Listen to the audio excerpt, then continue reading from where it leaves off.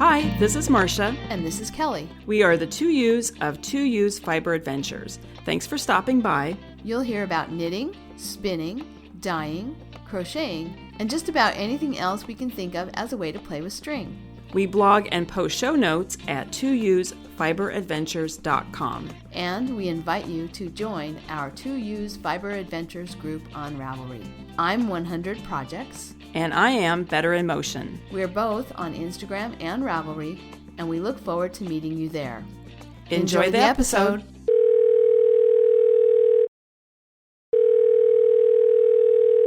Hi, Kelly. Hey, Marsha. How are you? I'm doing well. Good. I'm sitting here knitting. Me too. What are you working on? I am knitting on my only active work in progress. Oh, How's that for like a kind of a strange... That's bizarre. Bizarre event to have only one work in progress. Actually, that's not entirely true because I realized I do have some things in hibernation. But until I take them out of hibernation, I'm counting this as the only time in my memory that I've had only one work in progress. It's the CoBaSi Socks, the striped socks. So, because you had some issues with them being too small, right? I decided they weren't too small. I don't know what I was thinking when I tried them on. I think it was because I was trying to be super careful of my birch, like toothpick size needles. Mm-hmm. You know, when you try them on with the needles in, I have broken needles before. Oh, right. And I was like, okay, they feel too tight and feels like I can't get them over my heel. Oh, no. And then when I tried them on another day, I put in a different needle so I would not have to feel so cautious. And then I was like, oh, these are fine. These are not too tight. So I'm just continuing with them. They seem to be good. And have you finished anything? I have. Oh, okay. I finished the Playground Shawl. Oh, yes, the one you were working on at Black Sheep. Yes. That was giving you fits. Yes. I have to say, I really can't remember any other project that I disliked as much as this one. So, yes, it was giving me fits, as I mentioned before, and it was my own fault. If I would have just changed my needles and not had such slippery needles, I would have done better because the yarn was tencel and wool blend, and then the needles were slippery. They were like the Addies that I really like, but everything kept slipping off. Anyway, I did finally finish it, and I used up almost all of both skeins of yarn, so that was good. I'm counting them as totally used. I think one of them has like 4 grams left, and the other one has like 2 grams left. So that's essentially used. So, but let me just tell you, the saga of this hateful thing continues. It turned out really pretty. I should not call it a hateful thing. But when I washed it, the blue yarn, that steely blue-gray, bled like crazy. Oh. I think I had to, I washed it a couple of times using Dawn, and I use hot water when I wash stuff. So I used hot water and Dawn, and Dawn has a tendency to, I like it for this reason, it has a tendency to pull out excess dye. So sometimes you put something in just plain water, and no dye will come out. You put it in plain water with Dawn, and dye will come out. So that's one of the reasons that I like to use it. But I did 2 washes, and the water was still pretty dark blue. So then I have this stuff called Synthropol, which quilters use to wash their fabric, I guess. That's how I heard about it originally, I think, was from a quilting friend. It's like an industrial detergent. And so it pulls it out but doesn't let it redeposit the dye. And so I used that, and that seemed to get the majority of that out. And it looks pretty. I'm not complaining at all. The colors are nice. They go together really well. But my hands were blue. My fingernails were blue. Like, wow. oh, gosh. On top of everything else, now I have this this bleeding problem. And if I would have just used the Synthropol right from the beginning, like as soon as I noticed it was bleeding, it would have been better. And this is kind of the story of this whole project. If I just would have done what I knew I needed to do right at the beginning. Yes. Yeah. Everything would have been fine, but no. Yeah. So, but now it's done, and it's a great color. I think it'll be a great color for jeans. Turned out really nicely. So, I'm just happy it's done. Yeah, well. Which is a horrible way to feel about your knitting, but... Well, I was going to say, you learned something, but then really, you already knew it. You just chose not to do what you knew you should do. Yes. Did I really learn something? Because if I had learned something, I would have acted differently. Yeah. Yes. I learned that I'm stubborn. Yeah. And yeah. Once I get started on a path, sometimes it's just like, why don't I just change and do what I know is the right thing to do? I don't know. I just keep going. Yeah. But it's done. Well, it's been on my queue since 2015, and now it's done. So that must feel good to be able to say a project started in 2015 is done. To be able to put that on Ravelry and click the finished and save button. Yes, and I didn't even wait till I had a picture of it on me because I didn't want to.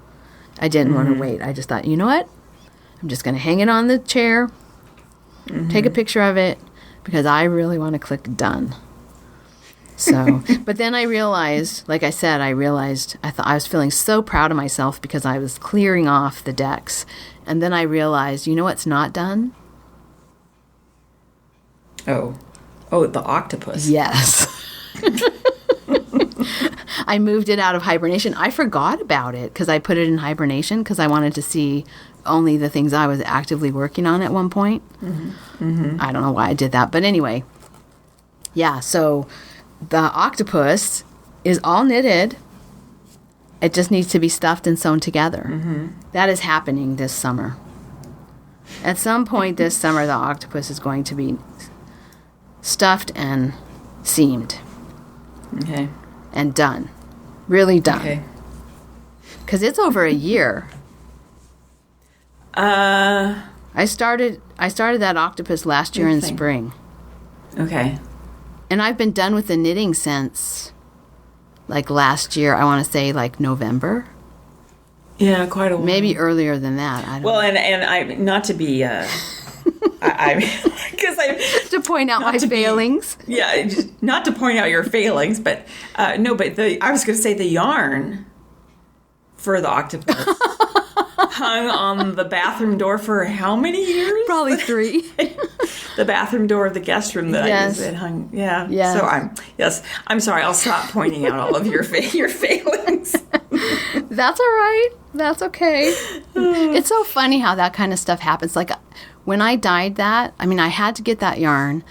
And then once I got it, I didn't dye it for the longest time. And then I started to dye it. And my dye pot sprung a leak all over my stove. And that was about the end of it. That's where it stopped. I hung it on the back of the bathroom door. And then I had another dye pot. Why didn't I just throw out the dye pot with a hole? But it's funny what stops you. Or what stops me. Yeah. Yeah. Well, I mean, I have the Fairfield cardigan. It's that bright red Stonehenge fiber mills. What's that called? Shepherd's wool. And I've got the back nearly done, but I knit 3 inches too far because I wasn't paying attention, and I have a mistake in it also, and I need to rip it back, and I haven't done it. So, and it's been. I had grand plans of finishing it last Christmas or something, and I didn't. And it's not going to get done this year either because I'm not interested in it.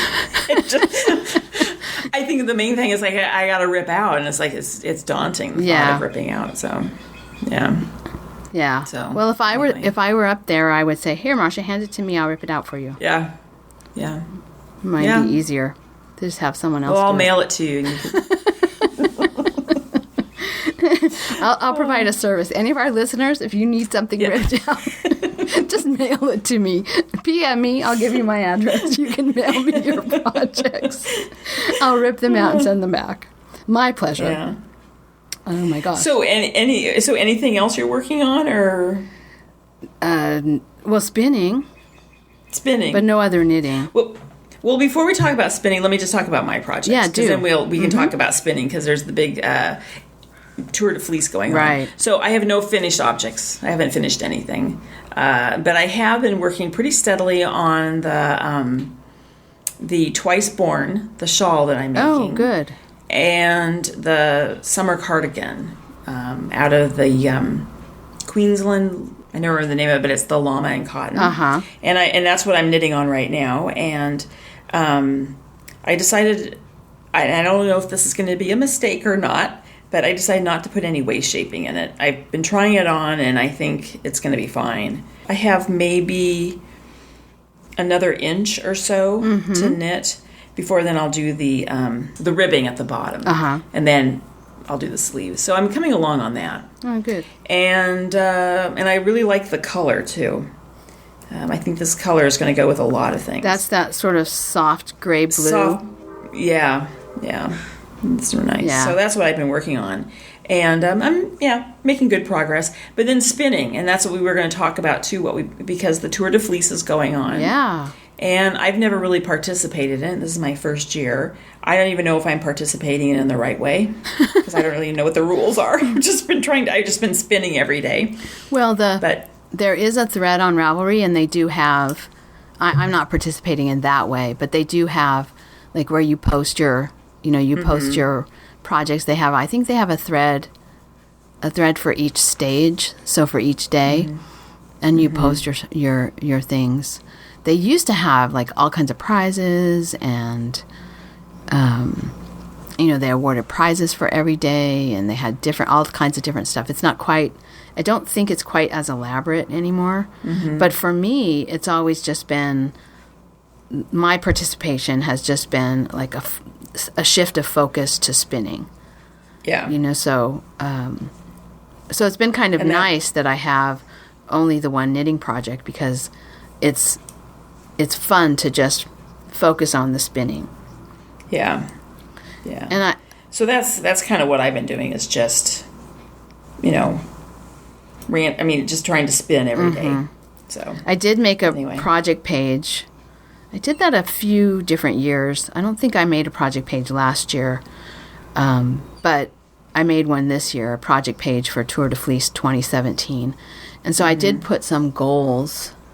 I'll just tell you what I put as my goals. So one of them was to spin every day. And then today's a rest day.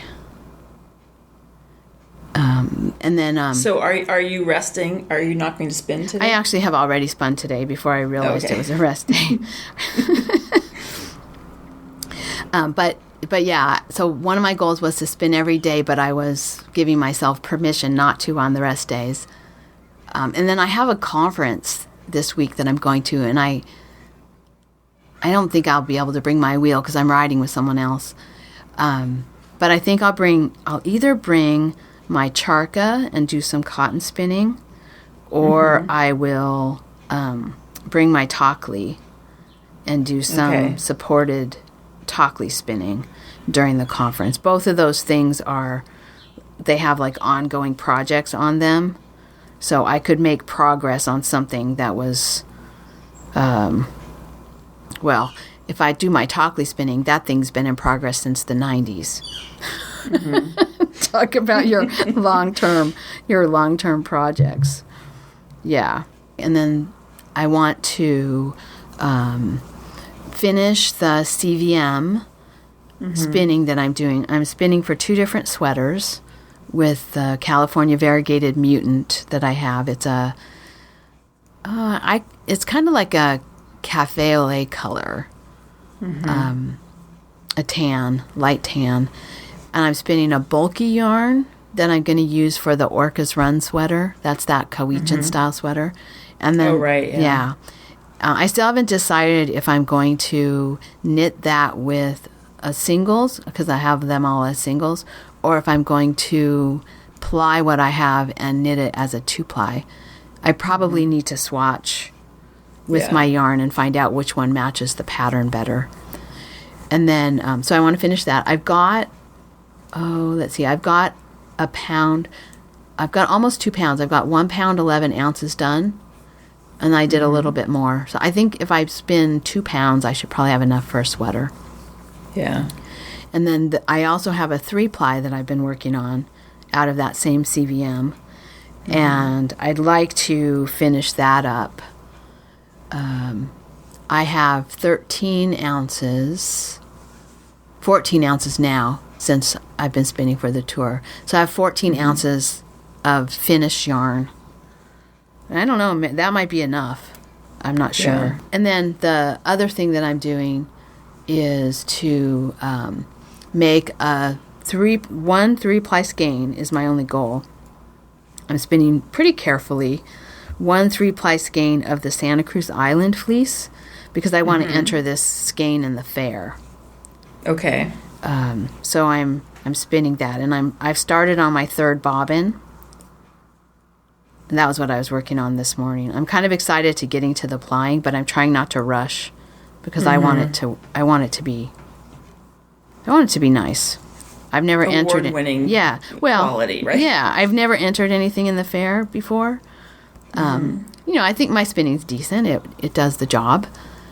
But I've never had it like compared to other people's. Like judged. And so I'm a little, it's kind of weird because, I've been spinning, I guess it's almost 20 years now, 18 years, something like that. Mm-hmm. And maybe 19 years. Anyway, I've been spinning a long time. And I think I'm a good spinner, but this idea that I'm going to actually enter it in the fair has me a little uncomfortable. Because now you're actually saying, my spinning's good enough to be judged. Right? Yeah. I'm going to put it out there. And I have to be ready to read the critique and, see what they say and all of that. So I've committed to entering it. The previous years I've wanted to enter and then just never have. Maybe that's why I never have, because deep down I was a little insecure. I don't know. But it's a little uncomfortable. So I guess that's a good thing. I'm getting out of my comfort zone a little bit. And it's a little bit tough to spin because it's really fine. Not as fine as, say, a merino. But Santa Cruz Island has merino in its background as a breed. And so and this particular one was very fine. But it's also like the Targhee, but maybe even more so, very elastic. The washed, it has no lock structure now that I've washed it. It's just in these big balls. Before I card it, it's just in these big balls that feel like a sponge. They're just like pieces of foam. They're so bouncy. And so when you card it, it makes the I think I talked about this already a little bit, how the fiber springs back on itself. Mm-hmm. So my bats are not the prettiest bats in the world. And then there are some things I should have maybe worked a little harder to sort the fleece, because there's areas where the fiber is not quite as uniform as it could have been if I'd been a little more careful. So anyway, as I'm spinning, I'm like pulling out little neps, and which is fine. I don't mind doing it. I have a lot of experience spinning fiber where, it doesn't necessarily come out as smoothly as like spinning roving does. You know what I mean? Mm-hmm. So that doesn't really bother me, but it's harder. It's more work. Yeah. You don't just like zoom along, You have to be intentional about it. So yeah, that's what I notice about the wool that I've carded as opposed to roving that's been commercially processed. It's a lot more with my carded wool. There's a lot more stopping and picking things out and trying to get lumps out. And You know? Well, and I think that's normal. And there, there's different kinds of spins. A lot of people really like to spin pin drafted roving. There's a processor here in California, Morrow Fleeceworks, and she does really beautiful processing. And a lot of the processing that she does is, I think they call it pin drafted. But I don't particularly like to spin pin drafted roving because it feels like the work's already been done. To me, I mean, that's just my own. That's just my own feeling about it. But yeah, it's not my favorite thing to spin. Yeah, I much prefer actually doing the drafting. Working at. I like working at it. I like that feeling, that sort of tactile feeling. Yeah. So, but anyway, hopefully it will be good enough to get into the fair. Yeah. Good. Oh, and then I also did my loop bump. That was my other goal. That one's already done. My loop bump. Did we talk about this on the last episode? Had we started plying them? We were talking about it, and then about plying it with the and I don't remember in the last episode. I think I talked about I plied mine with the silk that I got at the Black Sheep Gathering, but I don't remember if you had plied yours with the silk yet or not. Okay, well I did. Or if we had just talked about it ourselves on the phone. Yeah, but, maybe. Did you notice how it changed the color, or the way I was talking about how it sort of changed the colors? It did soften it. The other thing I noticed is that it made it a lot softer feeling too, because when you ply it, it lets some of the twist out, and then the silk just kind of grabs it and poofs it. So I don't know, it's very soft and really pretty. Yeah.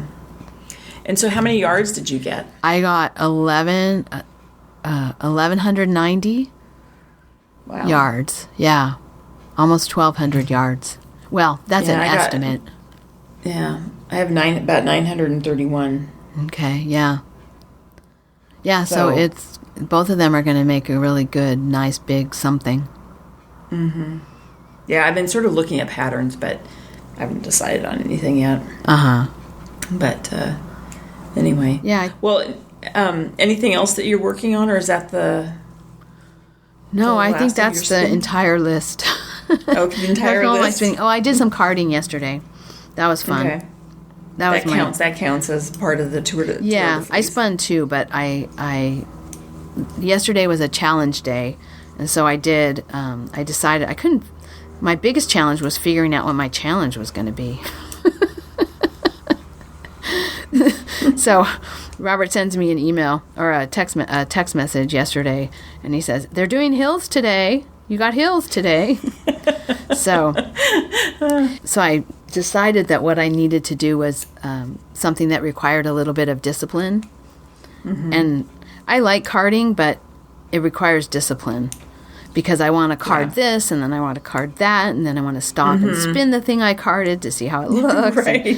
To just like work your way through a bag of something requires discipline. So I thought, okay, that's what I'll do today. So I'll do some carding. So I did some carding yesterday as my challenge. Nice. Yeah. Nice. Yeah.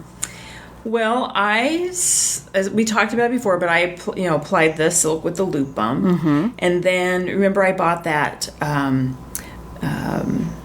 bat of Beacon Bend alpaca and silk. Yes. And I don't think I talked about this last time, but I spun that up, and that's interesting to spin because that's the one that has they've carded the alpaca with the silk, and there's all these little bumps and textures, and so all the spinning I've done prior to this is always trying to make my the singles as smooth and even as possible. This is so the opposite. The idea is you come to these little bumps and you just let them be the little bumps. It's So anyway, that was interesting spinning that, and then I plied it with the kind of rosy, pinky red silk that we bought at Black Sheep Gathering. And so I'll put pictures of all these on the good on the show notes. But I think it's really pretty and it's really soft. You know how sometimes when you spin up the the yarn from the bat. It doesn't really look like the bat at all. Yeah. This actually looks a lot like the bat. Oh, that's good. It's really cool. I like it. Yeah, because you really like that bat. Yeah, and it's I have 230 yards, approximately. That's what I estimate I have. And I would say it's, I don't know, it's not lace weight. It's a little heavier than lace weight. Yeah. But anyway, so I did that, and then I pulled out had a 5 ounces of targhee that I had bought, and so I started spinning that last night. And I think I don't know what I'm going to do, but I think I am going to ply it as a 3-ply. What I was hoping then maybe is, because I've not done this yet, but dye it.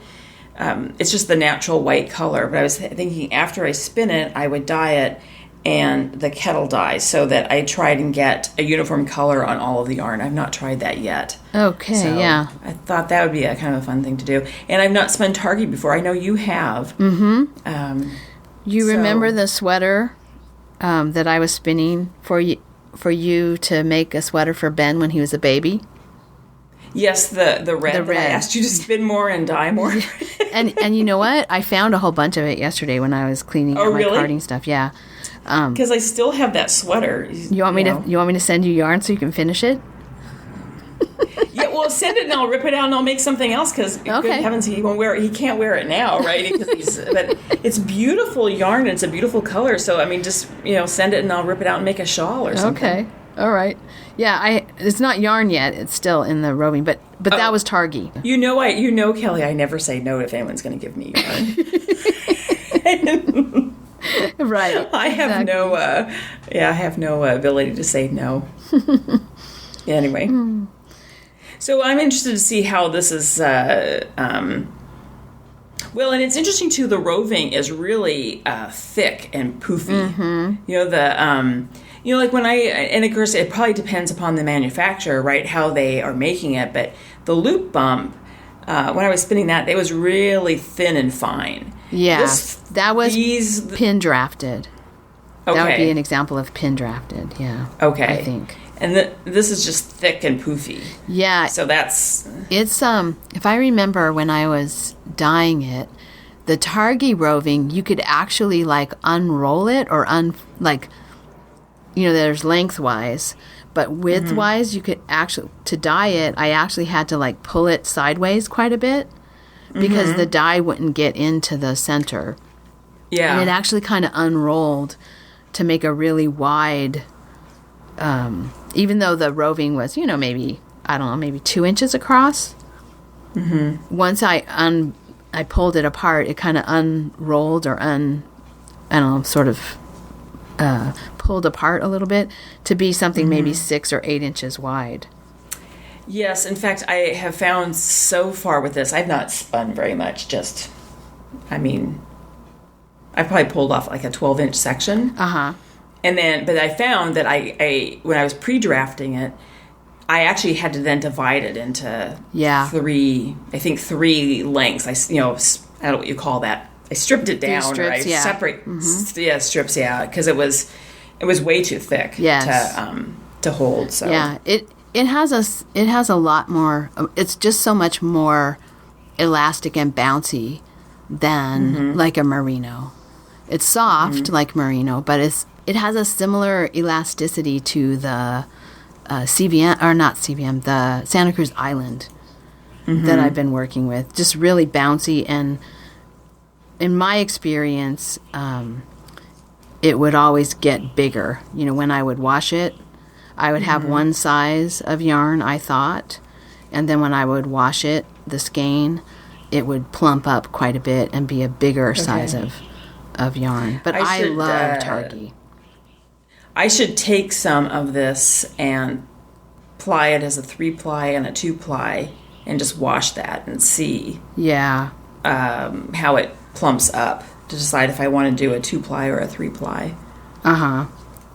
Yeah. Would you ever use it could you use it as a single? Probably, I guess. Yeah, you actually could. It would full really well. If you wanted to, wash it kind of harshly and get it to full. I think it would full... Well, I know it fulls really easily. It felts really nicely. Okay. So yeah, you could make a really nice, plump singles yarn with it if you wanted to. Okay. I think it would be a really nice one for that. Okay. But yeah, I really All right. liked. I really enjoyed spinning with Targi. Well, and what I'm really trying to do is not spin with the idea, oh, this is what I want to make. Mm-hmm. I'm trying to, because we've talked about this before, but just spinning with the idea of spinning and then just see what you get, and then experiment with single ply, 2-ply, 3-ply. Yeah. And not think so much about the end product. Right. Just focus on the process and the joy of the process. Well, and what happens. Of learning. Yeah, the learning experience of, okay, if I do this, what actually happens.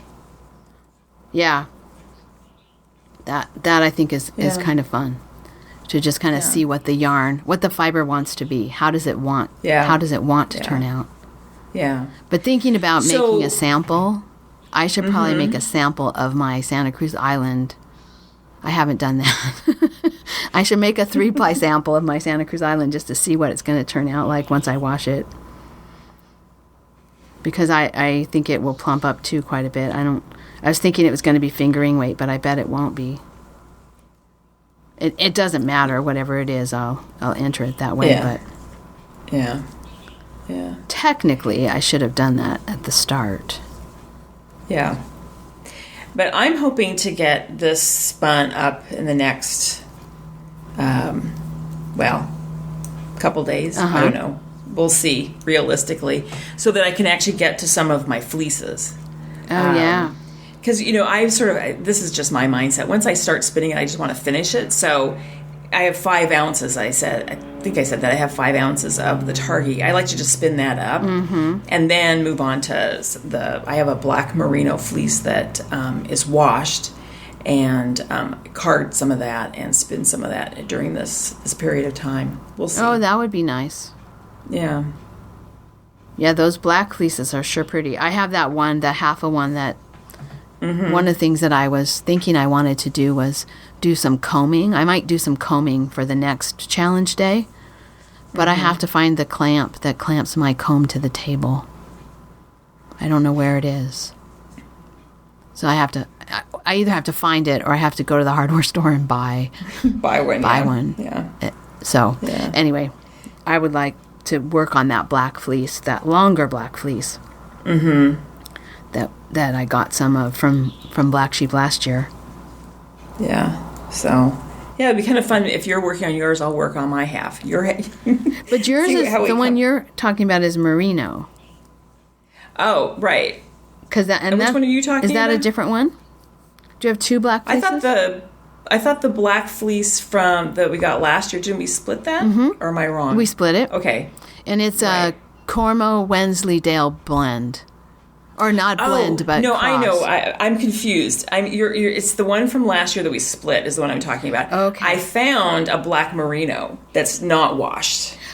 Oh, that's what I'm confusing. Okay. I found that this is really bad. You found a fleece you didn't know you can't had. remember what they are or where I got them.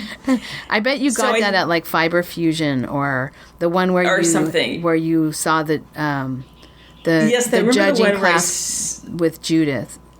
Yes, and that they let everybody, like Black Sheep, they kick everybody out and then they open the doors and everybody can come back in. Fiber Fusion, everyone was standing there. They didn't kick us out. Everyone just stood by the fleece that they wanted to buy. And when the timer went off, you just picked up your fleece and walked out. Yeah. Okay. So that was what the merino that's not washed yet. That's the one I think I got at Fiber Fusion. Okay. So the one that's washed is the half of the one that you have. Yeah, and that's the one I want to get. Interesting cross. It's a Cormo Wensleydale. Yeah. Yeah, Cormo Wensleydale cross. In fact, that was the woman that we sat next to at the judging. That was one of her fleeces. That was fun to talk to her and find out that she was the shepherd for one of the fleeces that we bought last year. Yeah. But that's all I have for spinning. Okay. So I do have a little bit of planning. I'm trying to decide when I do the Orca's Run sweater. I think that might be the next thing I cast on. Is that Orca's Run sweater. I can't promise it, though, because with only one work in progress, I'm itching. I'm itching to cast something on. But that would be a good thing to cast on, I think. Yeah. I've been kind of thinking, too, I want to cast something on. And I have, I have so many things that I want to do. It's hard now just to pick. But I have the linen that I bought in Eugene. I washed the skein. And I meant between the last episode and this episode to actually start swatching, but I've not done that. But I kind of want to start working on that. But then also, I got together with Julie, jchant, on Ravelry, and Kristen, who's laterknitter on Ravelry. We got together, I think it was last week, and went to a yarn shop. We went to the one up in Edmonds called All Wound Up, and then we had lunch. And they were talking about the Yarniacs Colors of Fall knit along. Oh, yeah. And where they have all the Pantone colors. I believe it's for New York, and then Pantone colors for London. And so you pick a project in one of those colors. And so Kristen she picked out a beautiful pale blue. It reminded me of the sweater that I'm working on now, that a little bit brighter blue than, but a beautiful color. And she's going to make a sweater for this knit along. And so that I have some sweater quantities that would match some of the Pantone colors. And one of them is when Julie and I got together for the yarn crawl here in Seattle, and I bought the Dun Roving, that big, huge, giant ball. I've been thinking about that, and I was thinking about doing the cardigan called Cloud Cover with that. And so they do have a navy in the Pantone colors, so that would sort of fit in. It would sort of match that. And then the other thing is when we were at Stitches, I bought the Neighborhood Fiber Company, the worsted weight yarn, and I bought it with the idea of making the Ricoletta. Oh, I remember you talking cardigan. About that, yes. So I was thinking I might cast on for that. Okay. So I don't know.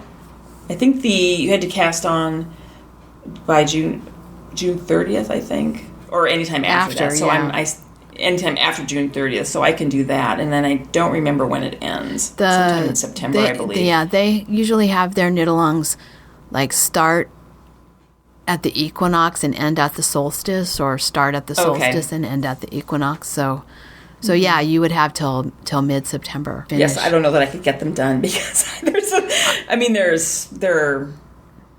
Ricoletta has a lot of lace in it, and you have to read charts, so that would kind of slow me down. And then the Cloud Cover has no charts, but it's just stockinette. I mean, it's a lot of stockinette, so I don't know. Well, but that would be a good choice, maybe.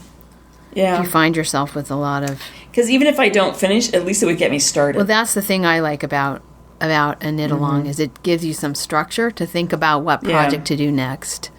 Yeah. And then it gives you some incentive to keep going, or, to be moving along. But a lot of times I don't finish. Although I am taking part this year in I did last year too, the Batter Up knit-along that Inna Snit is doing. And that's a Chris Loves Wool. And that's fun. I've done, let's see, I finished 3. So you can do up to 4 projects. So like a home run, first base, second base, third base. And a home run. See. So I've got the 3 T-shirts that I've done: the Edie, the Lavender Honey, and the Havana T-shirt. Yeah. Those are all 3 done. Cool. Yeah. So I've got 3 actually, and then if I count the shawl, the pistachio shawl that I did, that's 4 projects. So I'm already done with that knit along. But that's unusual for me. Yeah. That's unusual for me. So. Yeah. But I think I'm going to try. That's a good idea. Yeah. Those colors are really pretty. Yeah, they're really nice colors. But that's why I'm sort of motivated to get this summer cardigan off the needles, so I can start one of those sweaters. So anything else on your radar or in your plans? No, not much. I mean, I'm just, probably like everybody, just looking at patterns constantly and dreaming. Yeah. But how about you? I know you've got a presentation you're making. Yeah, so I'm going to be at the Santa Cruz Knitting Guild, and I'm doing a presentation on ply structure and how it affects knitting. So I've got some samples of different types of yarn, different kinds of plying. We've talked a lot about plying structure, on the show. Right. So, simple ply structures that are just like a singles or a 2-ply or a 3-ply. And then the more complicated ply structures like cabled yarn, where it's plies that are plied together. Mm-hmm. And then like cotton yarn, it's plies that are plied together, and they're all plied the same way, as opposed to wool yarn, which is usually spun one way and then plied the other. So I'm going to talk about all of those things and show some samples. I have a bunch of samples of little pieces of different kinds of yarn, and I'll hand them around. So it's July 20th. It's from 10:15 to 12:15 at the Vintage Faith Church in Santa Cruz. Okay, so, cool. So yeah, anybody who's local, who's interested, that's the Santa Cruz Knitting Guild's July program. And it was Stella who invited me to do this. Oh, neat. Yeah. Well, and I remember, Kelly, when we were at the Knockers retreat in the D-Stash room, other than just looking for a yarn to take ourselves, you were also looking at ply structure of all the different yarns. Yeah. Because you were taking some samples, weren't you, for your talk? Yeah, a lot of my samples came from the D-Stash room. Little pieces of yarn that I clipped off of the skeins. And then I have a few different ones. And then I have some ply structures that I've done in my own spinning. Some samples that I've done at different spinning classes. And so I have those out, and I'm going to get those put on cards that I can hand around too, so people can just see what the different ones look like, because they'd have different purposes. So, and I think the loop bump one will be a good one. I'll clip off a little bit of that too. Mm-hmm. Yeah. As an example. Well, that's exciting. Be a fun talk. I think it'll be fun. I'm actually giving it twice, but the first talk is going to be already over by the time the podcast gets published. So yeah, I'll be giving it twice, and maybe it'll become something I do somewhere. I don't know where, but it's just kind of fun, when you put together a lesson like. Conferences, at work, I've had talks that I've given that I've proposed to speak at a conference, and I've given the same, you send away your proposal, and so I've given the same talk, for school stuff, not the same as in the ply structure one, but some other topic, that I've given more than once, and it's kind of fun to have a talk that you can then, shop around, see where there are other places where it fits. Once you've got it all put together. So who knows? Maybe. Cool. Yeah, so that's one event that I have coming up. And then the other event that I have coming up that I wanted to let people know about was the fleece judging at the Monterey for the Monterey Wool Show. Yes. Fun event, one of our favorite events, judging fleeces. I know. I do. I like them. In fact, I might even go to the one for Mendocino this year. It's in the fall. I think it's I don't know. I'll talk about that one when it gets closer and I actually have the information. But the Monterey Wool Show, the judging is on August 12th. That's a Saturday. And then they actually have the handcraft judging on Sunday. And I didn't get to go to the handcraft judging last year, but maybe I'll go this year. Well, I'll have a skein of yarn in it, so maybe I will go. But anyway, the Saturday is the wool judging, and it's in the wool room at the Monterey County Fairgrounds. It's open to the public. The Ann's Web group has a potluck lunch that they put on, so they have lunch for the judges, and we usually have lunch and and then the judging continues after lunchtime. It's usually finished. I want to say it's usually finished by about 2. Starts at 9. It's finished by about 2 o'clock. And so, yeah, that I'm hoping that some of our local listeners who might be interested in seeing a fleece judging will be able to attend this. It's not the auction. The auction is during the actual fair. It's on Labor Day in September. But the judging is really interesting, and it's a new judge. I can't remember her name. I did ask about it, but I can't remember her name. But yeah, there's a new judge, so that'll be interesting. Get a different perspective. August 12th, the fleece judging at the Monterey County Fairgrounds. Nice.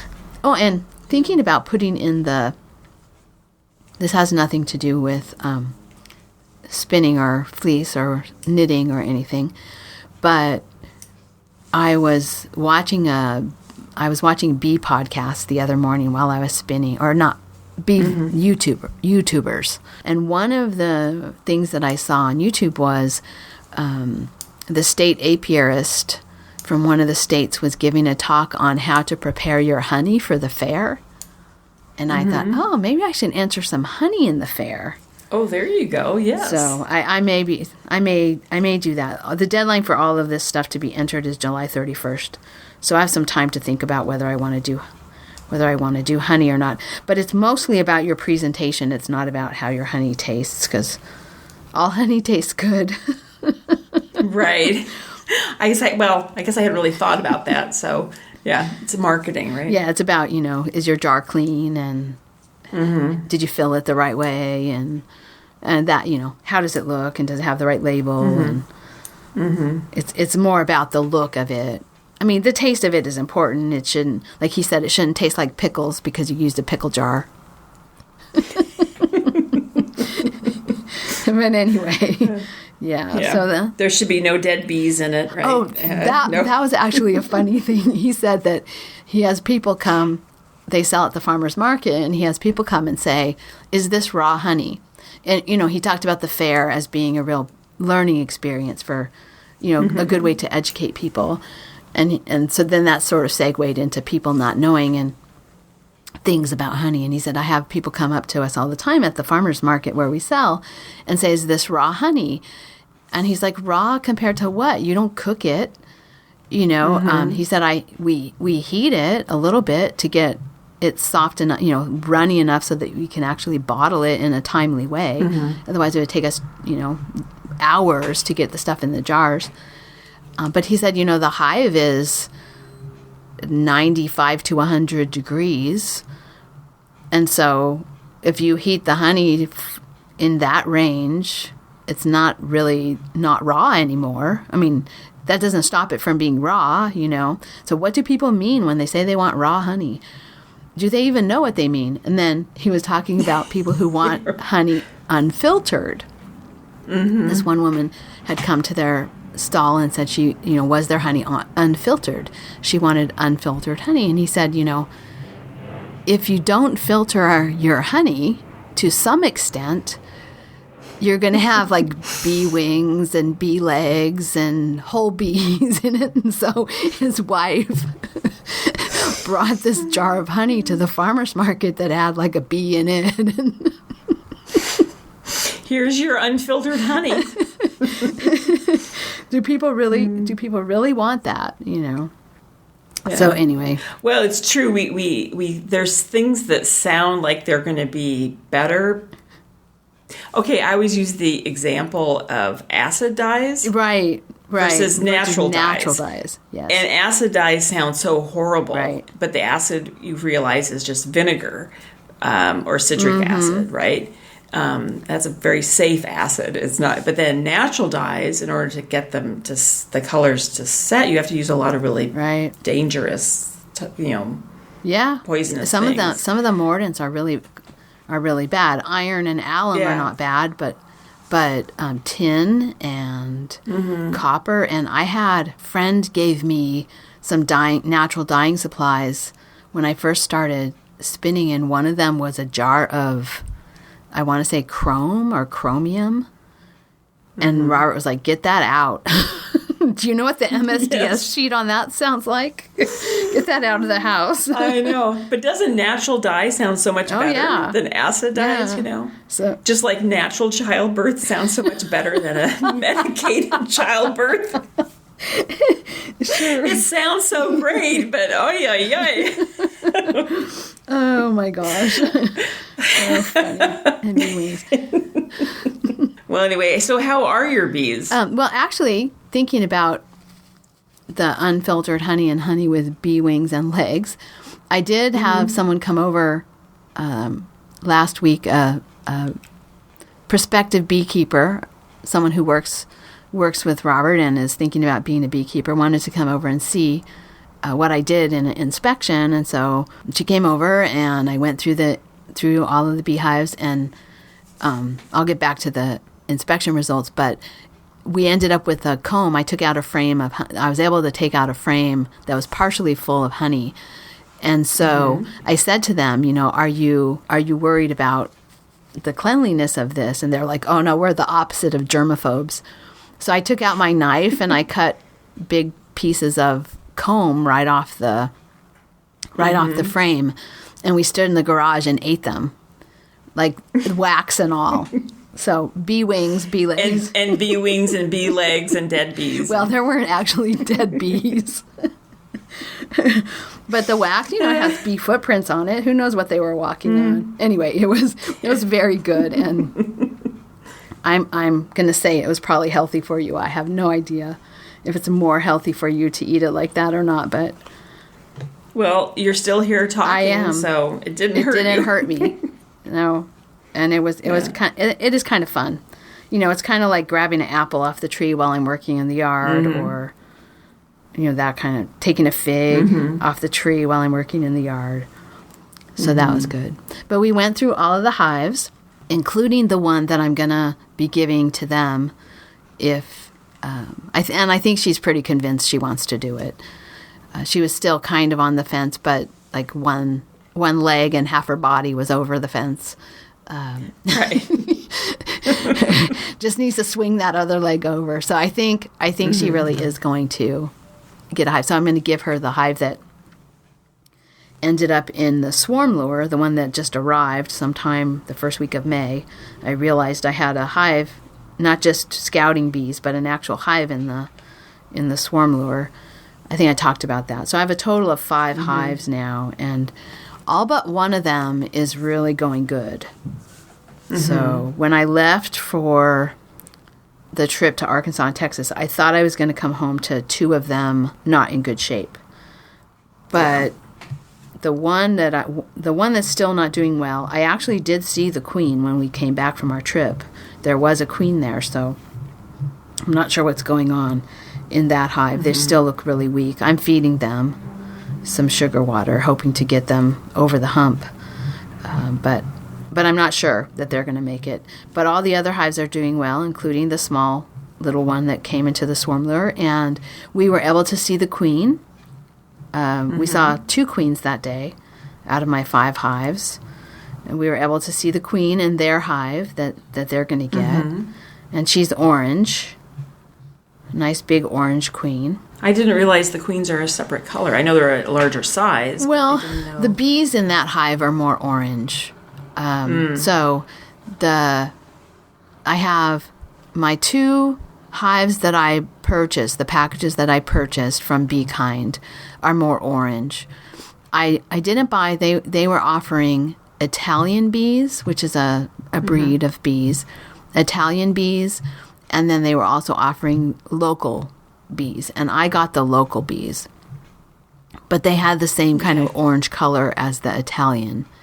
And then my 2 from the pipe, the one that I originally got from the pipe, and then the swarm that came off of that one, those are really black. And the 2 queens that I've seen in those hives were really black, dark. And the drones are super black. They don't even have any gold on them. But the bees are like black and gold. And then the other ones, the orange ones, are more like orange and brown. They're stripes. And the queen in the... And then so the one that's in the swarm lure that I'm going to give to these friends, I noticed it was really orange, and I thought maybe it was a swarm off of someone's commercially purchased, they maybe had bought a package of Italians and they had swarmed.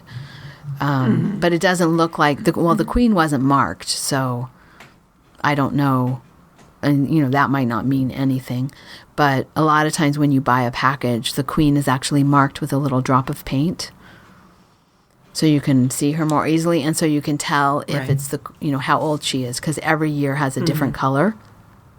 Oh, okay. But this queen that's in this did not have any markings on her. So anyway, it was a successful inspection. We looked through all 5 of the hives. Nobody got stung. The bees were pretty calm. They weren't real irritable.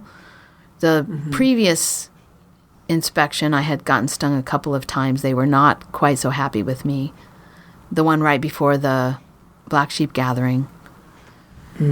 But yeah, so it was fun. We had a good time looking through the hives, and it was fun showing her all about it. What I know, I'm no expert by any means, but showing her what I know and how I do things, and she was all excited to see for the first time up close and personal. That was fun. And then we got to eat honey.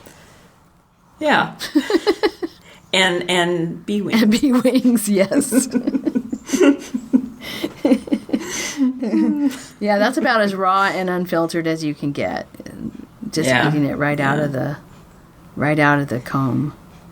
Well, anything else? The only other thing, actually two announcement things. One is I just wanted to say congratulations to Marcy from the Destined to Knit podcast. Remember we met her at Stitches? Oh, yes. She had a really cute poncho on that looked really cute with her pregnant belly. Well, she's not pregnant anymore. She had her little daughter Pippa. Yay. Yeah.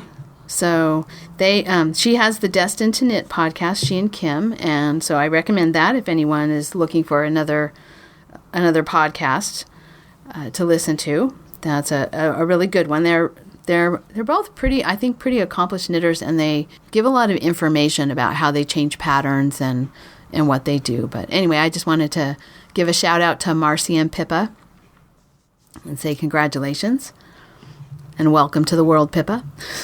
I think that's such a cute name.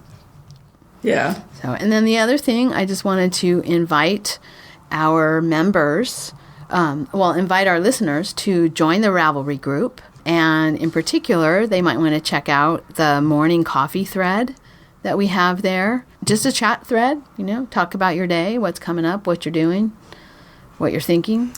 Just it's fun because there actually is conversation about knitting. There's a lot of conversation not about knitting, but we learn all kinds of things, and it's a way to meet people and get to know them. Yeah, in ways other than knitting, and it's fun. Yeah, or crocheting or spinning. Yeah, I've learned a lot about just what people do and where they live and all that kind of stuff. So that's been interesting.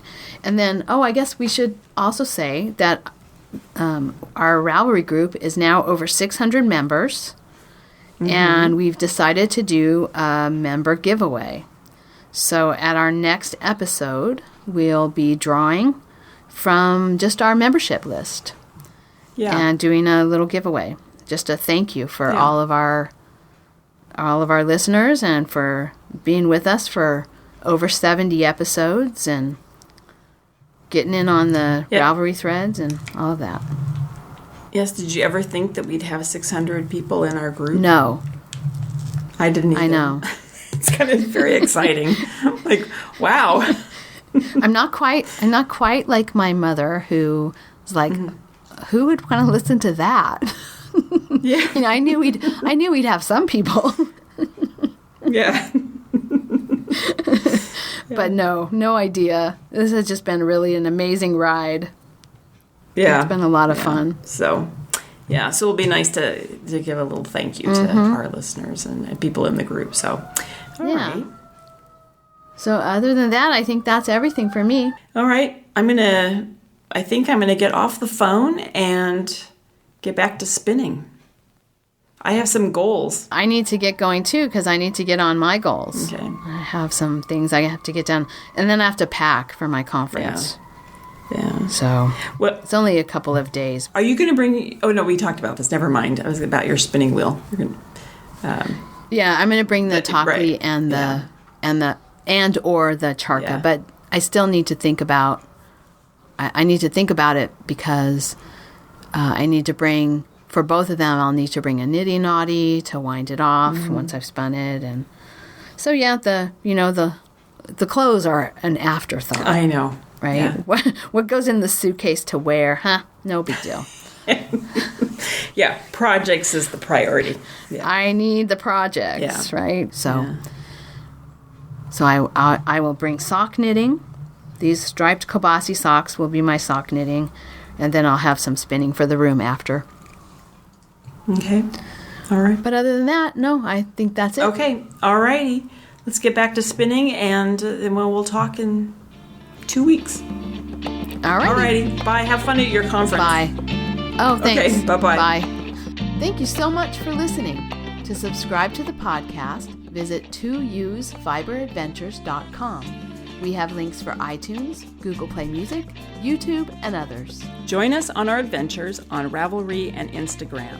I am Better in Motion, and Kelly is 100 Projects. Until next time, we're the 2 U's Doing our part for World Fleece.